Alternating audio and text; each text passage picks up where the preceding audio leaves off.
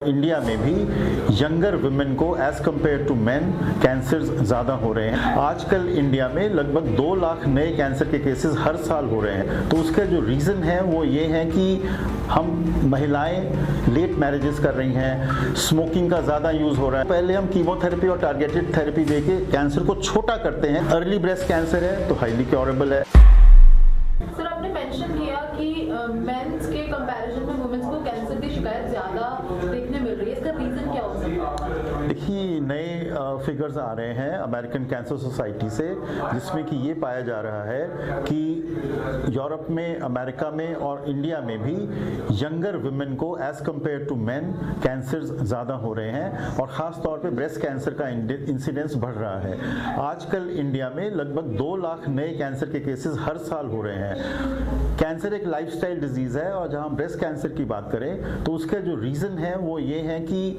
हम महिलाएं late marriages कर रही हैं, बच्चा 1 मैक्सिमम 2 होते हैं, ब्रेस्ट फीडिंग बहुत लिमिटेड पीरियड के लिए होती है, लाइफस्टाइल में ऐसे चेंजेस आ गए हैं जिससे कि इनके वज़न बढ़ रहे हैं, ओबीज हो रहे हैं, स्मोकिंग का ज़्यादा यूज़ हो रहा है, अल्कोहल का ज़्यादा यूज़ हो रहा है। तो ये कुछ प्री डिस्पोजिंग फैक्टर्स हैं जो कि समझे जा रहे हैं कि जिनकी वजह से ब्रेस्ट कैंसर का इंसिडेंस इंडिया में, और ये हम क्योंकि वेस्टर्न स्टाइल को मिमिक कर रहे हैं तो अमेरिका और यूरोप को फॉलो कर रहे हैं। तो हमें ये ध्यान रखना है कि महिलाएं एंड इवन मेन अपने लाइफस्टाइल को ठीक करें, जिसमें कि अच्छा खान पान लें, हरी पत्तेदार सब्जियां और फ्रूट्स का सेवन करें, वेट ना बढ़ने दें, बॉडी मास इंडेक्स को कंट्रोल में रखें, स्मोकिंग और अल्कोहल से दूर रहें, एक डिसेंट टाइम पे मैरिज करें, एटलीस्ट शायद 2 बच्चे तो होने ही चाहिए, और ब्रेस्ट फीडिंग करें। तो ये अगर हम लाइफस्टाइल में ध्यान रखेंगे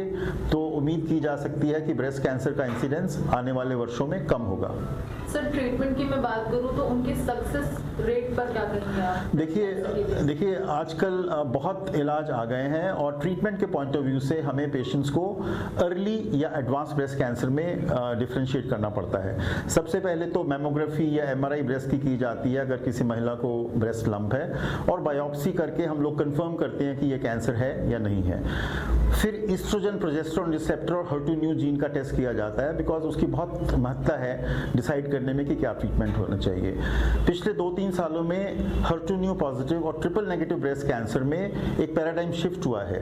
पहले 2.5-3 सेंटीमीटर के ट्यूमर को सर्जन्स ऑपरेट करते थे, आजकल HER2/neu पॉजिटिव या ट्रिपल नेगेटिव है तो उसको पहले हम कीमोथेरेपी और टारगेटेड थेरेपी देके कैंसर को छोटा करते हैं ऑपरेशन करने से पहले। ऑपरेशन होना ज़रूरी है अर्ली ब्रेस्ट कैंसर में।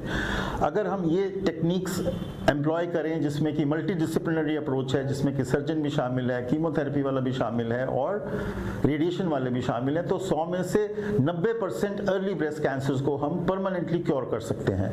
अगर पेशेंट एडवांस्ड ब्रेस्ट कैंसर, माने कि उनका कैंसर बोन्स में या लंग्स में या लिवर में फैल गया है, अगेन अगर वो ईस्ट्रोजन रिसेप्टर पॉजिटिव है तो उनको केवल टैबलेट्स हार्मोन्स की दी जाती हैं और वो महिलाएं 5 से 10 साल से भी ज़्यादा ठीक हो सकती हैं। और हमारे पास ऐसे पेशेंट्स एक नहीं बहुत सारे हैं जो कि कोई साइड इफेक्ट्स नहीं होते क्योंकि कीमोथेरेपी नहीं दे रहे हैं बाय एंड लार्ज, और बहुत अच्छी क्वालिटी ऑफ लाइफ सालों साल ये महिलाएं लीड कर रही हैं।